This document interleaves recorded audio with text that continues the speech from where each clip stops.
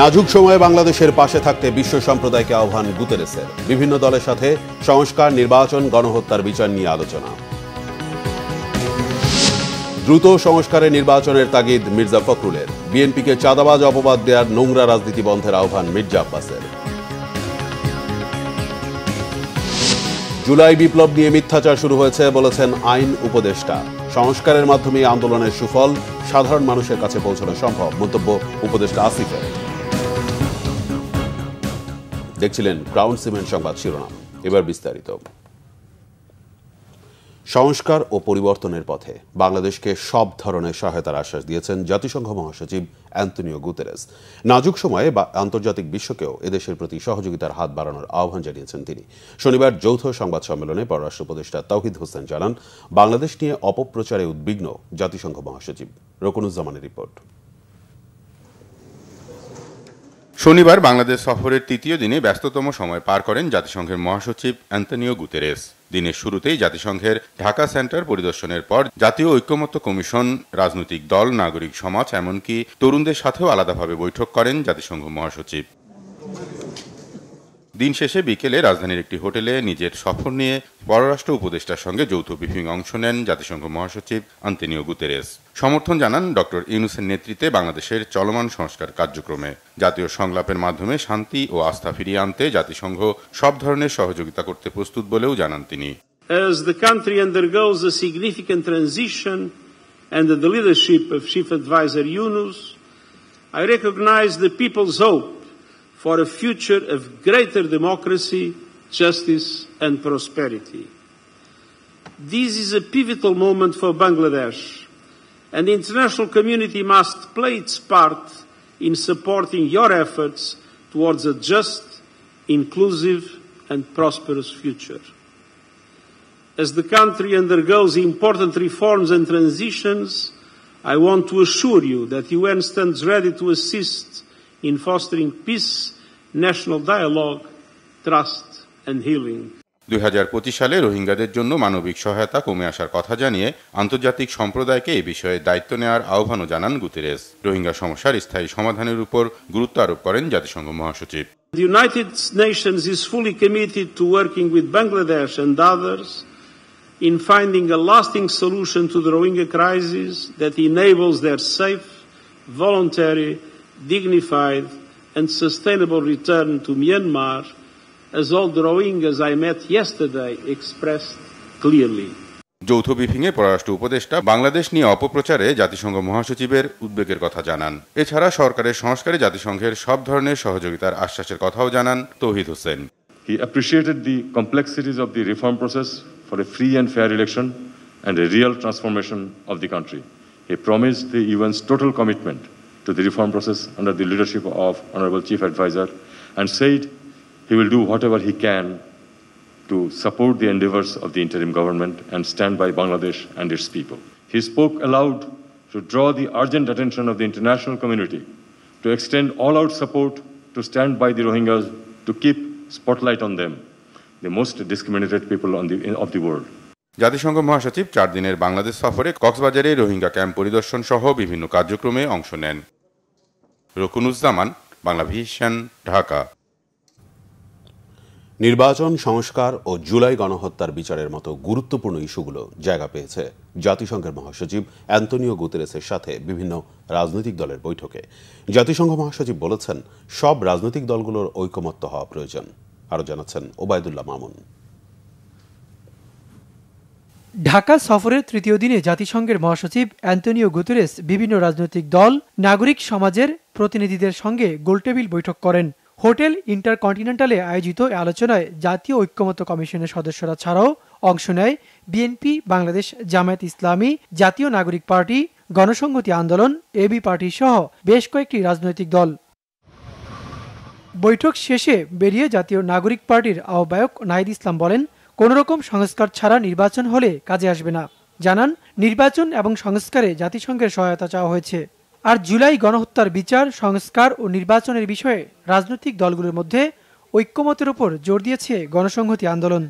জুলাই সনদে স্বাক্ষরের মাধ্যমে আমাদের জনগণের কাছে আমাদের যে কমিটমেন্ট সংস্কারের যে ধারাবাহিকতা, সেটা বাস্তবায়নের জন্য আমরা জুলাই সনদে তার দ্রুত বাস্তবায়নের কথা বলেছি এবং সংবিধান সংস্কার বিষয়ে আমাদের যে অবস্থান, যে গণপরিষদের মাধ্যমেই সংবিধান সংস্কার করতে হবে, অন্যথা পার্লামেন্টে সংবিধান সংস্কার টেকসই হবে না। ঐক্যমত্য এবং সমঝোতার মধ্য দিয়ে সকলে যেটাতে আমরা ঐক্যমত্যে পৌঁছাবো সেগুলো জাতীয় চার্টার, জাতীয় সনদ আকারের সামনে আসবে এবং সেইগুলো বাস্তবায়ন কিভাবে হবে সেই বিষয় নিয়ে আমাদের ঐক্যমত্যে আসতে হবে।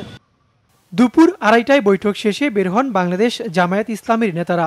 বৈঠক শেষে গণমাধ্যমে কথা বলেন তারা। আমরা সংস্কারের ব্যাপারে কথা বলেছি, একটা ফেয়ার নির্বাচনের ব্যাপারে আমরা কথা বলেছি,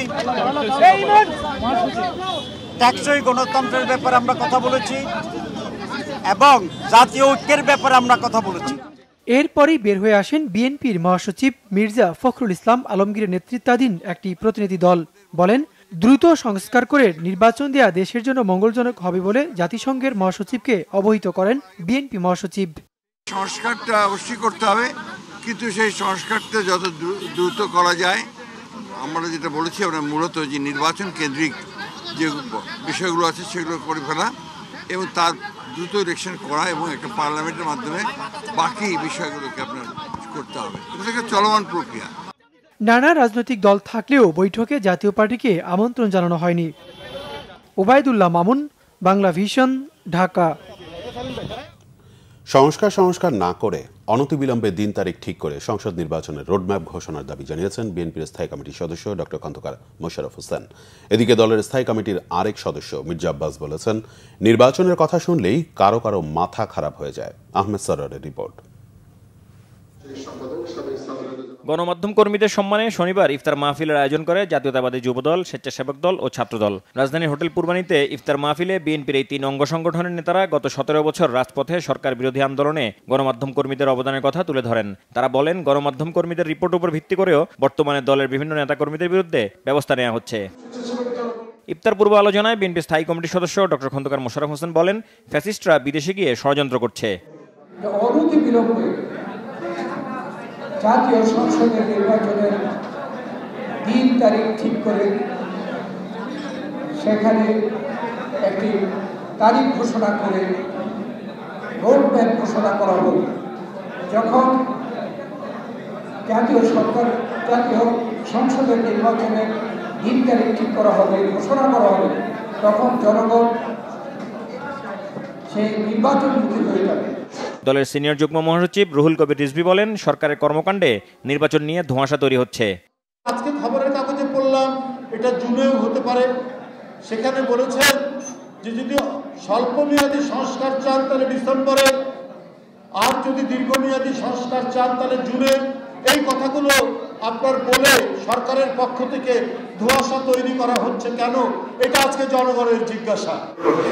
এদিকে রাষ্ট্র কাঠামো মেরামতে বিএনপির ভারপ্রাপ্ত চেয়ারম্যান তারেক রহমান উপস্থাপিত 31 দফা সংস্কার কর্মসূচি ও জনসম্পৃক্ততার বিষয়ে কর্মশালার আয়োজন করে ঢাকা মহানগর দক্ষিণ বিএনপির সবুজবাগ থানা।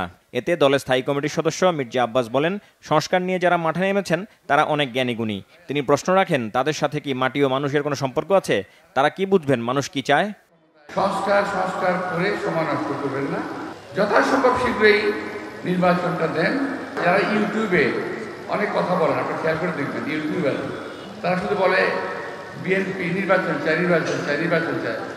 আরে ভাই, 17 বছর যে আমরা জেল খাটলাম, জান দিলাম, 5,000 লোক জান দিল, এত লোকের রক্ত গেল, 30,000 লোক পঙ্গু হলো, বাতাস খাওয়ার জন্য, নির্বাচনের জন্য, কথা বলার জন্য, অধিকারের জন্য। তার পরিচয় দিয়ে কেউ যদি কোনো অনিয়ম বা অপকর্মের সাথে জড়িত হয় তাদের বেঁধে রেখে তাকে খবর দেওয়ার জন্য সবুজবাগ, খিলগাঁও ও মুগদাবাসীর প্রতি আহ্বান জানান মির্জা আব্বাস। আমি মির্জা আব্বাসের সাথে বলে গেলাম, ইনশাআল্লাহ আপনাদের এটার প্রতিকার আমি করব। আহমেদ সরওয়ার, বাংলা ভিশন, ঢাকা। মাগুরায় শিশু আসিয়া ধর্ষণ ও হত্যা মামলার প্রধান আসামি হিটু শেখ আদালতে 164 ধারায় স্বীকারোক্তিমূলক জবানবন্দি দিয়েছে। শনিবার সন্ধ্যায় Magura senior judicial magistrate Sabyasachi রায়ের আদালতে এই জবানবন্দি দেওয়া হয়। বাদীপক্ষের প্যানেল আইনজীবী অ্যাডভোকেট শাহেদ হাসান টগর জানান, মামলার প্রধান আসামি আদালতে গতকাল বিকেল থেকে সন্ধ্যা পর্যন্ত জবানবন্দিতে ধর্ষণের কথা স্বীকার করেছে। জবানবন্দিকালে হিটু শেখ জানায়, নির্জন ঘরে একা পেয়ে শিশুটিকে ধর্ষণ করে সে। মাগুরার অতিরিক্ত পুলিশ সুপার মিরাজুল ইসলাম জানান, এ ঘটনায় অন্য 3 আসামিও রিমান্ডে আছে। জুলাই বিপ্লব নিয়ে মিথ্যাচার শুরু হয়েছে, তা রুখতে সবাইকে ভূমিকা রাখার আহ্বান জানিয়েছেন আইন উপদেষ্টা ডক্টর আসিফ নজরুল। অন্যদিকে সংস্কারের মাধ্যমে জুলাই আন্দোলনের সুফল সাধারণ মানুষের কাছে পৌঁছানো সম্ভব বলে মন্তব্য করেছেন স্থানীয় সরকার বিষয়ক উপদেষ্টা আসিফ মাহমুদ সজীব ভুইয়া। আমাদের প্রজন্ম এবং পরবর্তী প্রজন্মগুলো যারা বাংলাদেশে, তাদের জন্য যে আরেকটা ফ্যাসিজম তৈরি হবে না, এইরকম একটা রাষ্ট্র কাঠামো, সমাজ ব্যবস্থা বাংলাদেশে তৈরি করা, সেটার জন্য কাজ করা, যাতে আমাদের গণতান্ত্রিক অধিকারগুলা রাষ্ট্র হিসেবে 53 বছরে আমরা যা করতে পারি নাই, এই জুলাইয়ের মধ্য দিয়ে আমরা যাতে করতে পারি। এবং জুলাইকে আমি সবসময় মনে করি এটা আমাদের একটা স্টার্টিং পয়েন্ট, এটা আমাদের এন্ডিং পয়েন্ট না। আমরা জুলাই থেকে শিখেছি, জুলাই থেকে আমরা শুরু করেছি, এবং এই যে আমাদের জার্নিটা গণতান্ত্রিক লড়াই, এইটা আমাদেরকে অব্যাহত রাখতে হবে। একটা সুন্দর কাঠামোগত সংস্কারের মধ্য দিয়ে এই অভ্যুত্থানের ফসলটা মানুষের জন্য দীর্ঘমেয়াদে সংরক্ষিত করতে না পারি, তাহলে আবারও কোনো না কোনো ফরম্যাটে ফ্যাসিবাদ কিংবা স্বৈরাচার ফিরে আসার সুযোগটা থেকে যাবে। সুতরাং এই লড়াইটা শেষ না, লড়াইটা শুরু হয়েছে, এবং এই লড়াইটা আমাদেরকে লড়ে যেতে হবে এদেশের জনগণের জন্য, এদেশের মানুষের জন্য, এবং এই গণঅভ্যুত্থানে যেই সহস্রাধিক আমার ভাইয়েরা শহীদ হয়েছেন, যারা এখনও আহত অবস্থায় আছেন, যাদের অঙ্গহানি হয়েছে, যারা চোখ হারিয়েছেন, তাদের এই ত্যাগকে তাদের এই ত্যাগের মূল্যায়নটা, সঠিক মূল্যায়নটা তখনই হবে যখন এই ত্যাগের ফসলটা আসলে এদেশের মানুষ, আপামর জনগণ পাবে। কিন্তু আমাদের এখানে এখন যে মিথ্যার চর্চা শুরু হয়েছে, আনবিলিভেবল, যে যাকে পারে ইচ্ছা মতো মিথ্যা কথা বলতেছে। এবং মিথ্যা কথা বলার ক্ষেত্রে সবচেয়ে দুঃখজনক, মানে আমাদের নিয়ে যখন বলে ঠিক আছে বলুক, কত বলবে, কিন্তু যখন আমরা দেখি আমাদের জুলাই গণঅভ্যুত্থানে যারা অগ্রসারীর নেতা ছিল, তাদেরকে দিয়ে যখন অবাধ মিথ্যাচার চলে, জঘন্য মিথ্যাচার চলে, তখন আপনাদের মনে রাখতে হবে এটা জুলাইয়ের শত্রুদের কাজ। এই মিথ্যাচারকে উন্মোচিত করতে হবে। তোমরা আমাদের জুলাইয়ের নেতা ছিলা, আরও অন্তত 5-10 বছর আমাদের নেতা থেকে আমাদের রাষ্ট্রকে একটা কাঙ্ক্ষিত গন্তব্যে পৌঁছে দিও, এটাই আমার প্রত্যাশা।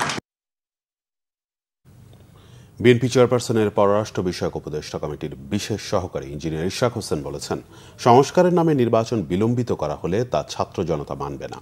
জুলাই গণঅভ্যুত্থানে শহীদদের আত্মার মাগফিরাত কামনায় শনিবার বগুড়া সরকারি আজিজুল হক কলেজ ক্যাম্পাসে জেলা ছাত্রদলের ইফতার ও দোয়া মাহফিলে প্রধান অতিথির বক্তব্যে তিনি কথা বলেন। সংস্কারের নামে নির্বাচন বিলম্বিত করার সুযোগে কেউ কেউ তৃতীয় শক্তিকে ক্ষমতায় বসানোর ষড়যন্ত্রে লিপ্ত বলেও অভিযোগ করেন তিনি। ইশরাক হোসেন আরও বলেন, 1975 সালে বাকশাল কায়েম করে দেশের মানুষকে গণতান্ত্রিক অধিকার থেকে বঞ্চিত করা হয়েছিল। সেই জায়গা থেকে শহীদ প্রেসিডেন্ট জিয়াউর রহমান বহুদলীয় রাজনীতির সুযোগ দিয়ে যে সংস্কার করেছেন, তার চেয়ে বড় সংস্কার আর কখনো হয়নি। যে নির্বাচনটি হতে যাচ্ছে সেটা কিন্তু কোনোভাবেই সহজভাবে নেওয়ার সুযোগ নাই, সেটাকে অবশ্যই আমাদেরকে একটা বড় চ্যালেঞ্জ হিসেবে নিতে হবে। এবং আমি মনে করি এটা অত্যন্ত বড় একটি চ্যালেঞ্জ, কারণ জনগণকে কিন্তু আমরা আওয়ামী লীগের মতো, খুনি হাসিনার মতো আমরা বাধ্য করতে পারবো না। আমাদেরকে আমাদের কর্ম এবং আমাদের মিশনের মাধ্যমে জনগণের সমর্থনকে অর্জন করতে হবে, জনগণের মনকে জয় করে আমাদের তাদের ভোটকে নিয়ে, তাদের ভোটের মাধ্যমে আমাদের আগামী দিনে আমাদের দলকে ক্ষমতা, রাষ্ট্র ক্ষমতায় আনতে হবে। বাংলাদেশ প্রকৌশল বিশ্ববিদ্যালয় বুয়েট ছাত্র আবরার ফাহাদ হত্যা মামলার আসামিদের ডেথ রেফারেন্সের জেল আপিল ও আপিলের রায় আজ হতে পারে। বিচারপতি এ কে মাসুদুজ্জামান ও বিচারপতি সৈয়দ এনায়েত হোসেনের সমন্বয়ে গঠিত বেঞ্চের আজ কার্যতালিকায় বিষয়টি রয়েছে। গত 24 ফেব্রুয়ারি হাইকোর্ট এই মামলাটি রায়ের জন্য অপেক্ষায় রাখে। এখন রায়ের জন্য আদালতে রোববারের কার্যতালিকায় আনা হয়েছে। 2019 সালের 6 অক্টোবর বুয়েটের শেরেবাংলা হল থেকে তড়িৎ প্রকৌশল বিভাগের শিক্ষার্থী আবরার ফাহাদের লাশ উদ্ধার করা হয়। পরে এ ঘটনায় আবরারের বাবা বাদী হয়ে রাজধানীর চকবাজার থানায় হত্যা মামলা দায়ের করেন। তাকে পিটিয়ে হত্যার অভিযোগ ওঠে বুয়েটের ছাত্রলীগ নেতাদের বিরুদ্ধে। 2021 সালের 8 ডিসেম্বর ঢাকার দ্রুত বিচার ট্রাইব্যুনাল 1-এ হত্যা মামলার রায়ে 20 জনকে মৃত্যুদণ্ড ও 5 জনকে যাবজ্জীবন কারাদণ্ড দেওয়া হয়। সেন্টার ফর পলিসি ডায়ালগ সিপিডির নির্বাহী পরিচালক ডক্টর ফাহমিদা খাতুন বলেছেন, এলডিসি থেকে বাংলাদেশের গ্রাজুয়েশন হলে বছরে $8 বিলিয়ন ক্ষতি হবে। শনিবার রাজধানীর এফডিসিতে ডিবেট ফর ডেমোক্রেসি আয়োজিত ছায়া সংসদ বিতর্কে এ মন্তব্য করেন তিনি। ডক্টর ফাহমিদা বলেন, এলডিসি উত্তরণে রপ্তানিতে শুল্কমুক্ত সুবিধা আর পাওয়া যাবে না। স্বল্প মূল্যে ওষুধ পাওয়ার সুবিধাও চলে যাবে বলে জানান তিনি। ওষুধের দাম বাড়লে স্বাস্থ্য খাতে বিরাট ক্ষতি হবে বলে জানান। বলেন, বিভিন্ন অ্যাপসের মূল্য বাড়লে পড়াশোনার ক্ষতি হবে। তিনি জানান, কমার্শিয়াল রেটে আন্তর্জাতিক বাজার থেকে ঋণ নিতে হবে, ফলে অর্থনীতির উপর চাপ পড়বে। সঠিক ঋণ ব্যবস্থাপনা জরুরি বলে জানান তিনি। Debate for democracy chairman Hasan Ahmed Chowdhury Kiron সার্বিক মূল্যায়নের জন্য এলডিসি গ্র্যাজুয়েশন বিষয়ে একটি কমিটি করার প্রস্তাব দেন। বিতর্কে শহীদ সোহরাওয়ার্দী মেডিকেল কলেজ বিজয়ী হয়। আসিয়া সহ সকল হত্যা, ধর্ষণের বিচার ও স্বরাষ্ট্র উপদেষ্টার পদত্যাগ সহ 7 দফা দাবিতে গতকাল কেন্দ্রীয় শহীদ মিনারে বিক্ষোভ করেছে বাম দলগুলো। গণমিছিলের পূর্ব ঘোষণা দিলেও তা স্থগিত করে দলগুলো। এদিকে বাম দলগুলোর গণমিছিলের প্রতিবাদে শহীদ মিনারমুখী ইনকিলাব মঞ্চকে মাঝপথে আটকে দেয় পুলিশ। বিস্তারিত জানাচ্ছেন জিয়া খান। নারী ও শিশু ধর্ষণ, নিপীড়ন ও হত্যার প্রতিবাদে কেন্দ্রীয় শহীদ মিনারে বিক্ষোভ সমাবেশ করেছে 11টি বাম দল। শিশু আসিয়া, মুনিয়া, আফসানা ও তনুসহ সকল হত্যার বিচার ও আওয়ামী লীগ নিষিদ্ধের দাবি তাদের। আসিয়া নির্যাতিত মানুষের প্রতীক আজকে সারা বাংলাদেশে আমরা দেখেছি। ধনাঢ্যের ছেলে ওই আনভির তার দ্বারা মুনিয়াকে কিভাবে করে ভুক্তভোগী করে তাকে হত্যা করা হয়েছে, সেই হত্যাকাণ্ডের বিচার হয়নি। একটি বিশেষ মহল, একটি সাম্প্রদায়িক মহল, একটি মৌলবাদী গোষ্ঠী এই আমাদের মা বোনদেরকে আজকে তাদের পোশাক দিয়ে তাদেরকে কটূক্তি করছে এবং তাদেরকে গৃহবন্দী করতে চায়। বিচার না পাওয়ায় সরকারের সমালোচনা করেন বক্তারা।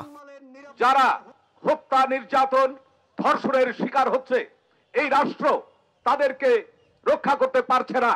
গণতান্ত্রিক ফ্যাসিস্ট হাসিনা সরকারকে বিতাড়িত করেছিলাম, সেই একই কায়দায় আজকেও সারা দেশে অন্যায়, নির্যাতন, নিপীড়ন, ধর্ষণ, হত্যা, মব সৃষ্টি হয়েছে।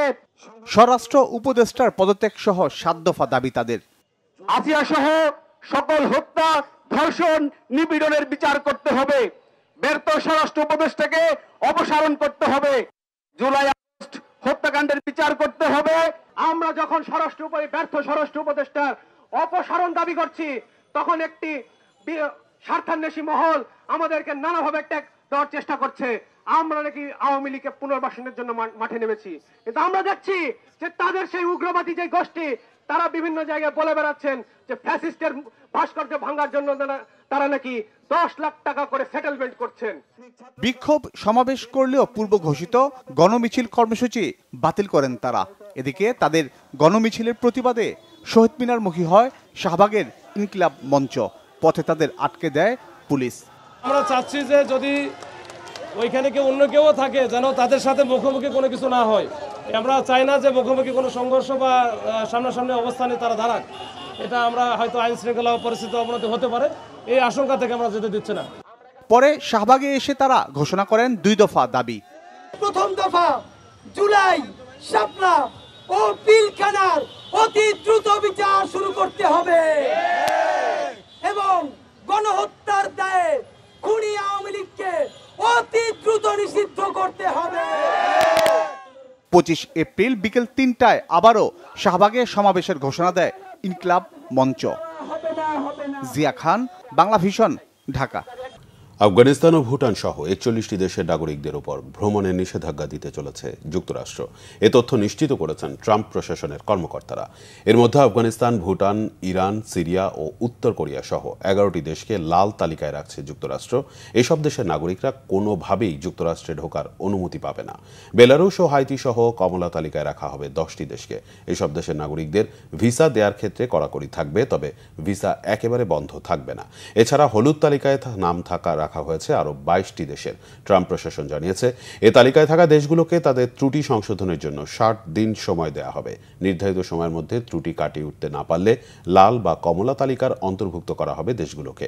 এর আগে 8টি দেশের উপর ওই নিষেধাজ্ঞা দিয়েছিল ট্রাম্প সরকার। এর মধ্যে Syria, Iran, Yemen, Libya, Somalia ও সুদান, এই 6টি দেশই মুসলিম সংখ্যাগরিষ্ঠ। পরে তালিকাটি আরও বিস্তৃত করে যুক্তরাষ্ট্র। সংবাদ শেষ করব ক্রাউন সিমেন্ট শিরোনামগুলো আরেকবার জানিয়ে। নাজুক সময়ে বাংলাদেশের পাশে থাকতে বিশ্ব সম্প্রদায়কে আহ্বান গুতেরেসের। বিভিন্ন দলের সাথে সংস্কার, নির্বাচন, গণহত্যার বিচার নিয়ে আলোচনা। দ্রুত সংস্কারে নির্বাচনের তাগিদ মির্জা ফখরুলের। বিএনপিকে চাঁদাবাজ অপবাদ দেওয়ার নোংরা রাজনীতি বন্ধের আহ্বান মির্জা আব্বাসের। জুলাই বিপ্লব নিয়ে মিথ্যাচার শুরু হয়েছে বলেছেন আইন উপদেষ্টা। সংস্কারের মাধ্যমে আন্দোলনের সুফল সাধারণ মানুষের কাছে পৌঁছানো সম্ভব, মন্তব্য উপদেষ্টা আসিফের। এই ছিল এখনকার মতো। পরের সংবাদ সকাল 10টা, এর আগে 9টা রয়েছে নিউজ টপ 10 দেখার আমন্ত্রণ রইল। এছাড়া বাংলাভিশন সংবাদ ও সংবাদ সংশ্লিষ্ট অনুষ্ঠান দেখতে ভিজিট করুন www.bvnews24.com ও facebook.com/banglavishnnews এবং সাবস্ক্রাইব করুন youtube.com/banglavishnnews। ধন্যবাদ।